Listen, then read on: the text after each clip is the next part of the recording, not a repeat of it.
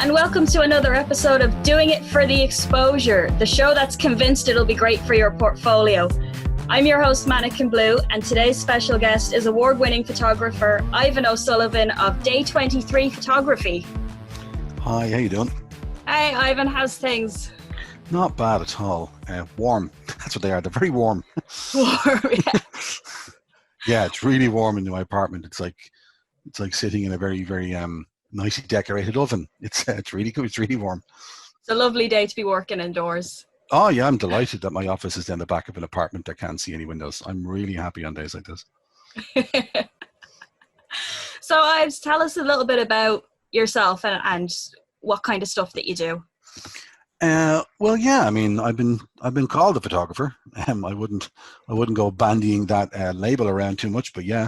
Well, I'm a musician first, and I used to do some horror modeling a long time ago, and I got kind of tired of always directing pictures and kind of coming up with ideas all the time.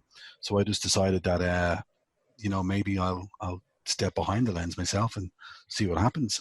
And a buddy of mine called Rachel Corcoran, she wanted some shots done for her album artwork, and she messaged me and gave me a shot list, and I thought she was looking for my opinion on them, and I was like, oh yeah, that looks kind of cool, and that looks kind of cool.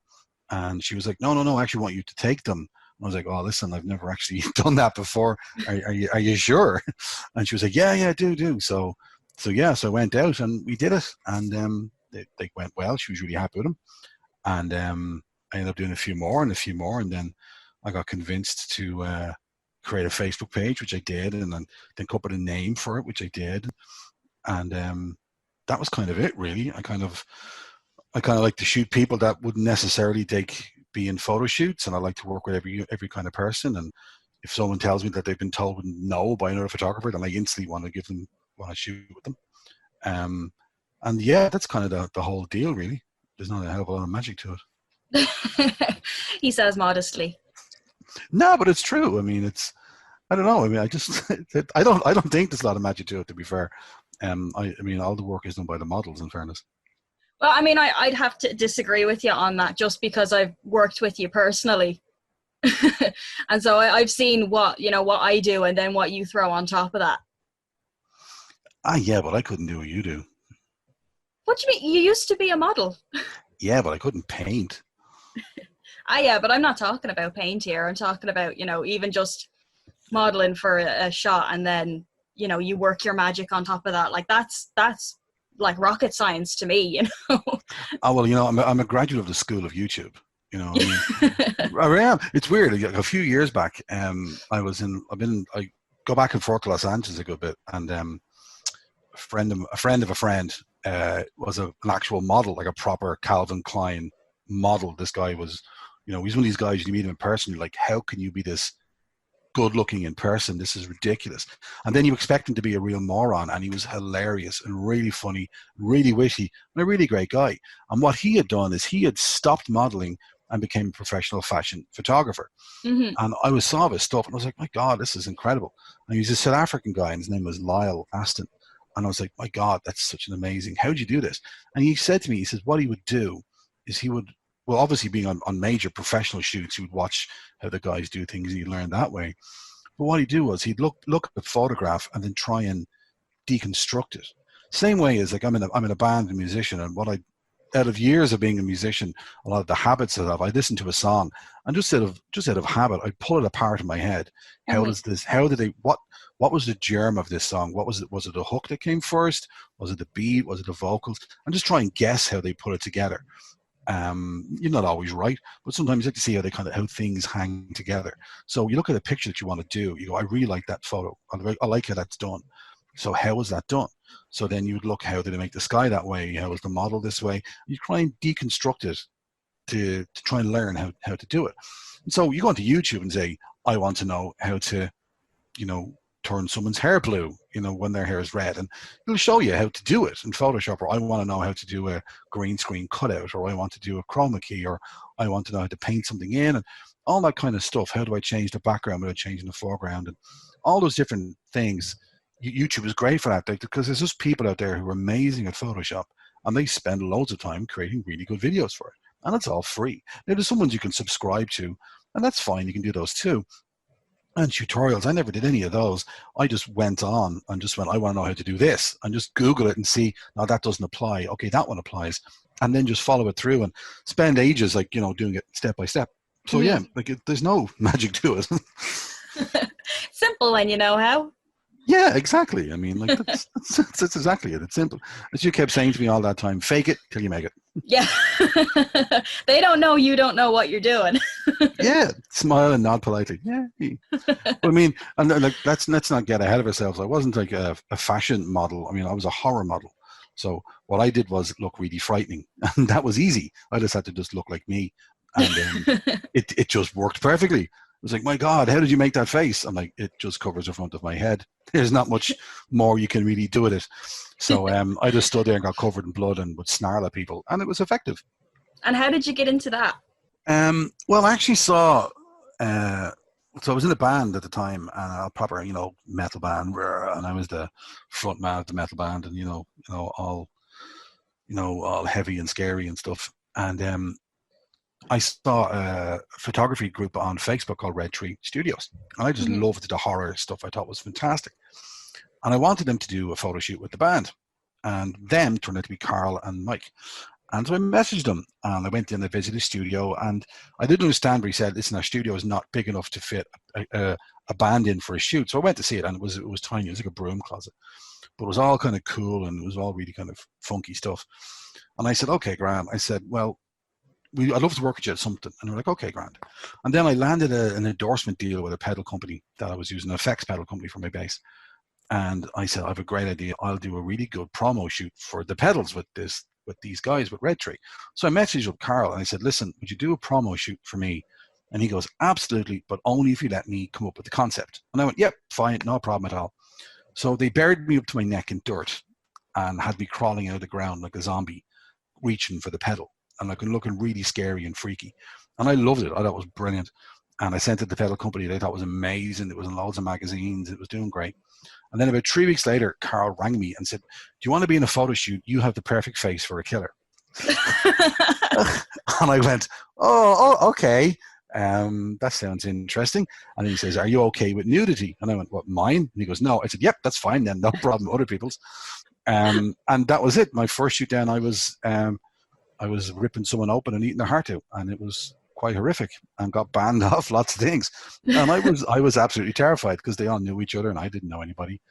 And I walked, and you think you're prepped for it, you think you're all ready to go. And the model was brilliant. Her name was Jennifer Hillick. She was fantastic, and they stretched her up from her legs, and she was everything was showing, and then she was ripped open with latex, and I was kept away until the very last second. And all modesty is preserved. Everyone's covered in blankets. I walk in, the blanket's removed, and I'm standing there with a knife and fork, and I stuck her with the fork by accident. And I was trying not to look. I was like looking at the wall and trying to look mean, and it was all given direction. And within like 5 minutes, like click, click, click, click, right, we're done, get out. And I was kicked out again. And then she was all cleaned up, and I had to get I was in makeup for like 2 hours to get this look. And it was brilliant. And then the picture came out, and then I was delighted with it. And I ended up becoming a very minor alt area celebrity then. And I ended up in loads of pictures, and I was this underground personality then called the Executioner, which was lots of fun. And you got some really unusual requests to be in some really unusual pictures, pretty much all of which I went, no. And really hoping the guards never read any of my instant messages, because they were just, I want you to do this to me. I'm like, oh my God, what? So yeah, but and it became then that like I would be anything. I would do any kind of picture, and then the more grotesque and horrific, the better, really. And so I got banned numerous times, and it was fun. And then I ended up getting asked to do other shoots, and outside Red Tree, I did loads of those guys. It was brilliant. And then I ended up getting asked to do other shoots and more shoots, and then photographers would ask me to do a shoot, and I'd end up coming up with the idea and the concept and the model, and then find a makeup artist, and I'd end up doing all the work behind it, and then even directing the shoot. And I'm on and going, well, how about we do it this way, or we do it this way? And then after a while, I was just like, oh, why don't I just do it myself, really? Give it a go. And say about in 2006, I did a trip around the world, and I got a camera off a friend of mine who's a professional photographer. I said, I want to do this. And he was like, well, buy this camera, this lens would be great for your trip. entry-level stuff. And I was like, fine. And I did it, and I had no idea how to edit them, and I didn't do anything with them, and I just kind of left them there. And then for about 10, 12 years, I never touched the camera. And I had a camera I had for 6 months, and then when I came back, I never touched it again. And then when I started taking pictures, it's actually 4 years ago this summer, I went back and I said, you know, maybe I'll try edit those. And I gave it a whack. And because, as you know, I'm colorblind, so editing in color is just guesswork for me. So I shot in black and white for ages, and then I kind of went to my forays into color. And so I've kind of my own system how to get around that now. But I'm still nervous. I'm still nervous doing it in color, doing anything in color really. But I try my best. Well, yeah, but I mean, your pictures, they always have this, I mean, the colors are never off. It's kind of this unique, it's almost as if you have like the Ives filter.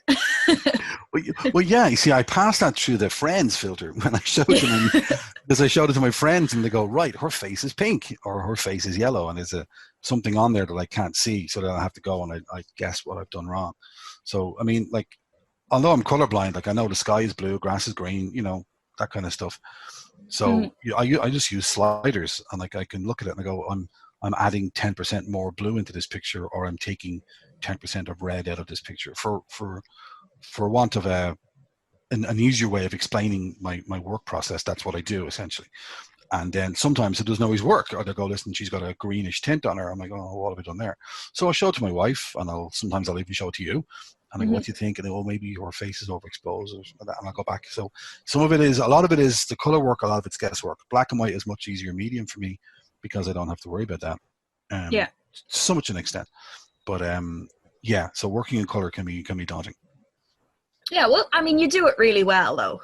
Well, thank you very much. No problem. So you have a very unique style in that you can almost look at one of your pictures and say, okay, that's an Ives picture. So do you want to talk about that kind of like the style that you shoot in? Well, yeah, I mean, I wasn't aware of any of this until people told me. I just kind of shot what I like. And even when, like, I'd say people are, now I still think I'm starting out, so I don't think I'm any great knowledge base on this, but a few folks have said to me, you know, I want to start taking pictures, whatever. And my first advice to anybody is just shoot what you like. Just shoot what you want. Don't set out to do a certain thing. A certain thing will find its way. It's like music. Play what you want. Play what you feel. And same photography, shoot what you want. Some people are great at shooting the landscapes. Some people are great at shooting portraits. Landscape photography and stuff that never captured me. I'll take a few when I'm out, but it's not something I'd go out of my way to do. Like I wouldn't be getting up at 6 a.m, trekking up a mountain to catch that sunrise. I wouldn't particularly think I'd have the skill set to do that, where some guys are amazing at that and they're brilliant and it looks absolutely stunning.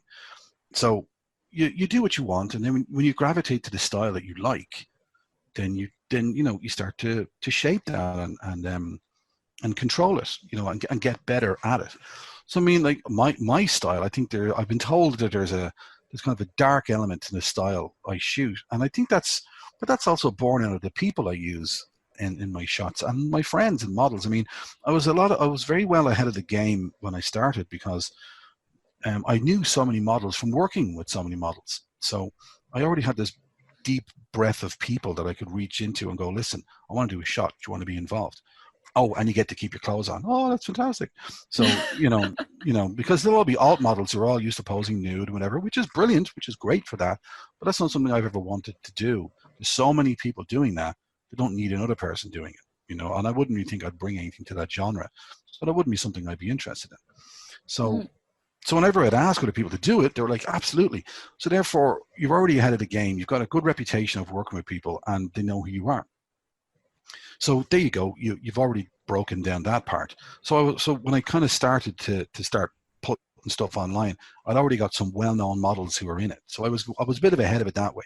And it does all happen to be alt models or, you know, alternative, lots of tattoos, rockers, goths, whatever kind of stuff. I'm a rocker myself. And so they're the kind of people I would gravitate towards.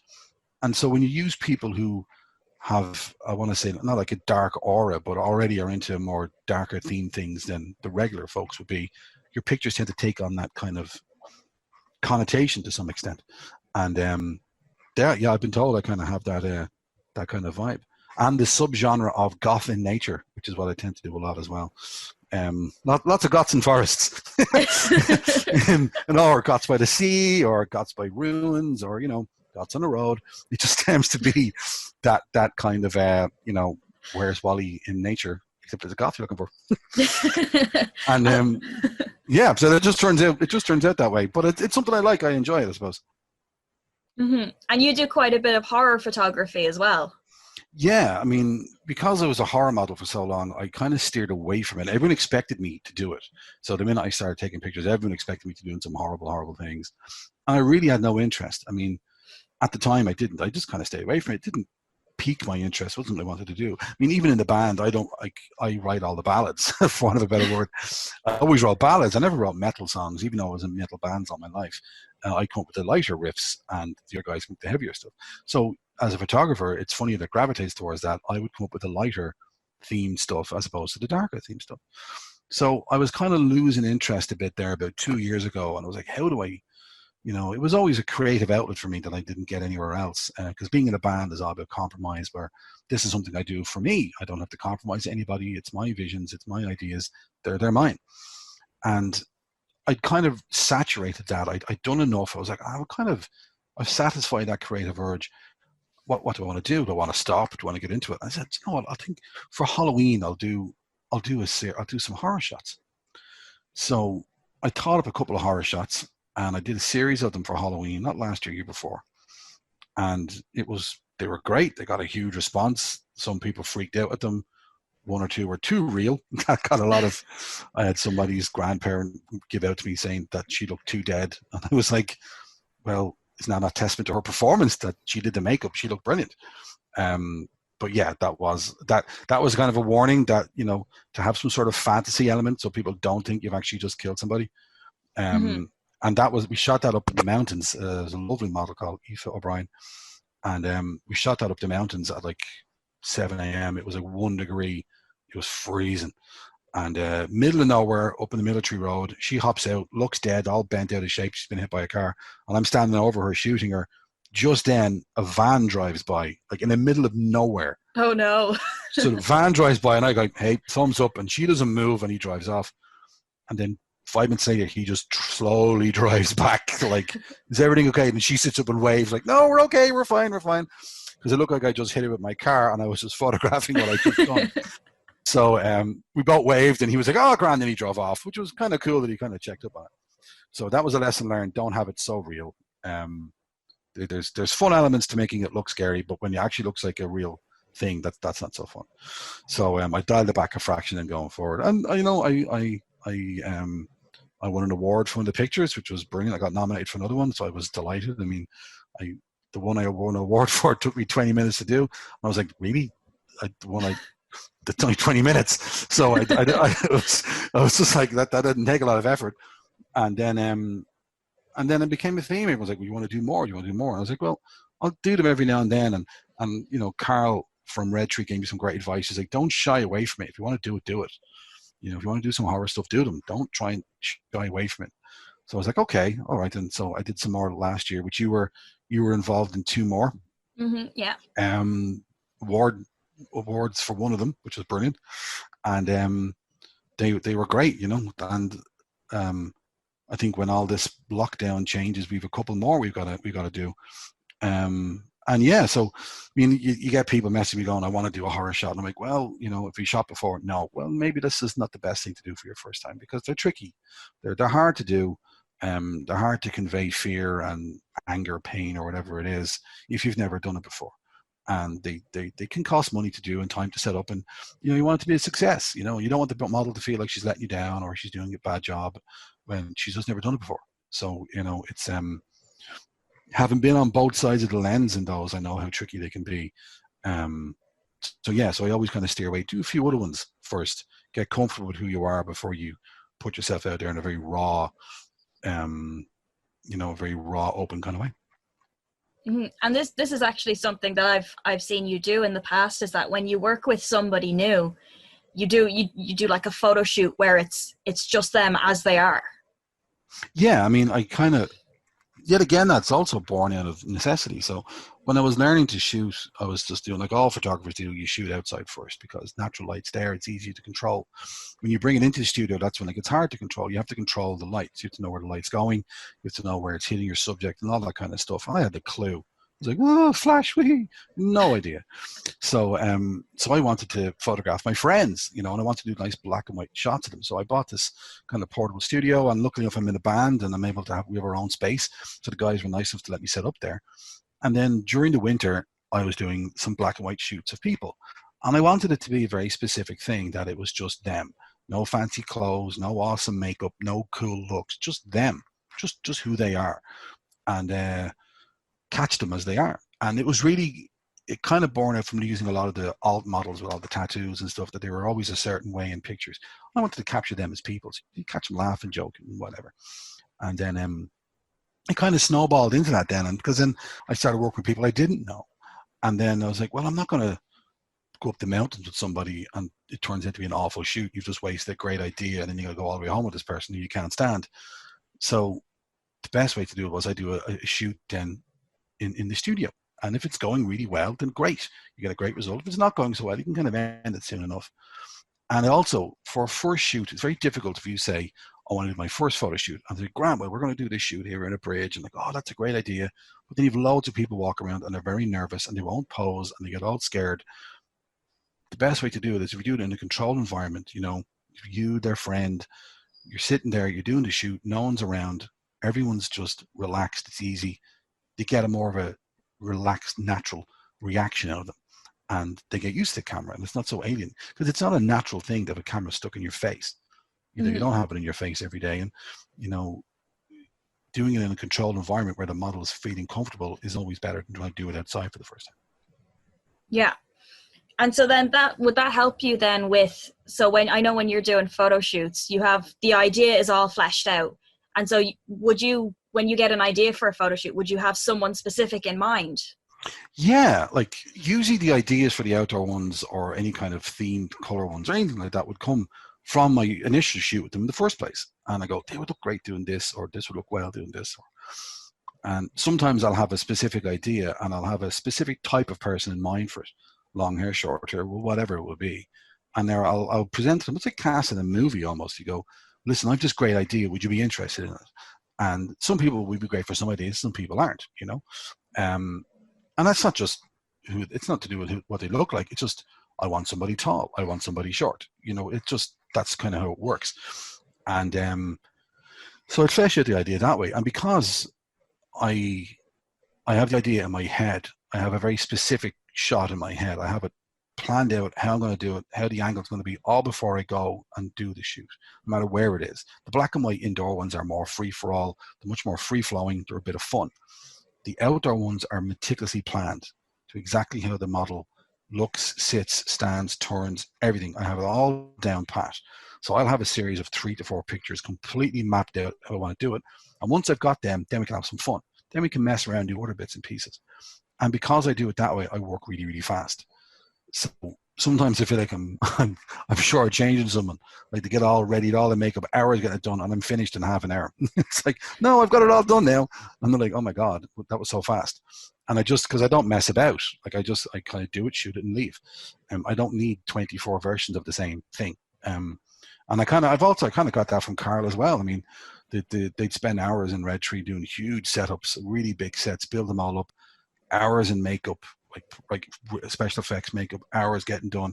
You'd stand up there, click, click, click, we're over. And you're like, that was like 5 minutes, that's it. But that's all you need. Once you have it, you don't need to be going through 50 versions of the same thing. Her eyebrow was 1 centimeter higher in this one than the last one. What do I do? So yeah, so that's it's kind of born out of that. So sometimes when models come up from the country to do a shoot with me, I feel awful that I'm finished in half an hour. And they've just spent 4 hours on a bus. I'm like, oh, damn. So I'll try and work that I'll do 2 or 3 with them that day, like a black and white one and then an outdoor one, just so you kind of feel like they're getting something out of doing a photo shoot that's not ended in 20 minutes. Yeah, this is the thing that even I've found, from photo shoots, because I would spend 4 or 5 hours body painting myself, and then you do a 20-minute photo shoot and you have to go home and wash the whole thing off, and if you're lucky you might get like 2 or 3 pictures out of it, you know? Yeah, I've done that with you. So. But I mean, with you have a very specific way of doing things with that. You know the shots you want, you know how they're going to look, and that way you can, you know exactly how many photos you're going to have from that. And it's almost nice in a sense that you know what you're getting, whereas a lot of the time with other photographers, they stand around there, I'm not quite sure what I want, but I'm going to take a bunch of pictures, and maybe I'll take, some photographers even take 100 pictures, and they might send you 2. Yeah, I mean, like, as I say, everyone's got different ways of doing it. I mean, a lot of people throw ideas at the wall and see what sticks. For me, I have to see it almost 90% in my head first. So therefore, when I start to edit it, I'm editing towards an end goal. I'm not just throwing things at it to see, well, maybe this looks good if I add this, and then I've got something at the end of it. I usually have a very, very specific idea on how I want it lit or changed or whatever done. I already kind of have that before I attempt to do the shoot. Now, some of the green screen stuff I do, I'll have an idea, but that will always morph and change as I'm creating the background or putting you in the background or whatever. So that can be a little bit different. There'll be a germ of an idea, but the green screen, then you have to kind of create it all yourself. So I've done that as well. But the outdoor shoots, like I do the theme shoots outside, I usually have 3 to 4 very, very specific ideas in my head and how to work towards those. And then anything after that then is just a bit of fun. Mm-hmm. And for anybody, say, who was starting out doing photography or modeling or anything of that avenue, what advice could you give them? Be yourself. Look out, learn, ask questions. There's no great secret. There's nobody telling you can't. YouTube is your friend. And start with anything. My first photo shoot was done on my phone, and I fooled a couple of really well-known photographers that I knew. I showed them a picture I took with a camera and pictures I took with my phone, and they couldn't tell them apart. So, if you want to start off with your phone. Take pictures with your phone. Take pictures of what you like. Always do what you like, and be realistic what you want to get out of it. If it's doing it for a hobby, then do it fun. If you want to go towards making it a business, then you maybe have to do a few other things with it. But start out enjoying it. It's meant to be fun. Everyone has a day job that they hate, so you don't want your hobby to turn into something that you hate as well. Mm-hmm. Absolutely. So before we go, is there anything that you would like to plug or promote? Well, yeah, you can check out my Facebook page, my Instagram page. They're out there in the big wide world. Like everybody at the moment, I've got no new content, so I'm plunging the depths of my old pictures to try and give new leases of life to them. So I took a break from posting there for the last 2 days, but I'll be back up again from tomorrow. Where can people find your Instagram? What's your handle? My handle? Oh, well, unimaginatively, my handle is day23 photography on Instagram, but it's like day_20_3_ and then just day23 photography on Facebook. Spelled day 20, so not the numbers, the words. So DAYTWENTY. Yeah. So yeah, that's why it's up there. You're gonna hate me for making you spell it out, because what we're actually going to do is we're going to put the link in the description.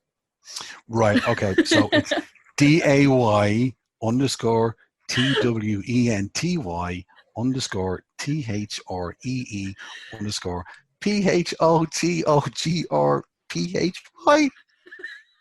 I think I left out an A there somewhere. It's okay. Yeah, goddamn my E in English. It's all right. We'll include the link in the description. I was just messing with you. Colorblind, dyslexic. Anything else you want to throw in there? Oh no, this has been great. Oh no, it's been great. It's been really nice. I've only been interviewed once before about this, so I'm well used to being interviewed about being a musician, and I can talk for hours about that rubbish. But yeah, this is my only second time ever doing this, so thank you very much for asking. No problem. Is there anything else you'd like to talk about before we wrap it up? No, well, everyone just stay safe, stay at home. It's at the end of the world. It could be worse places. You could be stuck. Solid advice. Yeah. Just imagine you've done something really bad and the Sky Daddy has grounded you. Ives, it's been an absolute pleasure. Thanks so much for coming on the show. Thank you very much for having me. And as always, if you enjoyed this episode of Doing It for the Exposure and would like to hear more in the future, make sure to follow us on Facebook, Instagram and Twitter at DIFTE Podcast. You can also check out our stream on nerdtoknowmedia.com. We stream weekly on Spotify, SoundCloud and YouTube. Thank you so much for listening. Thank you for listening to a Nerd to Know Media production.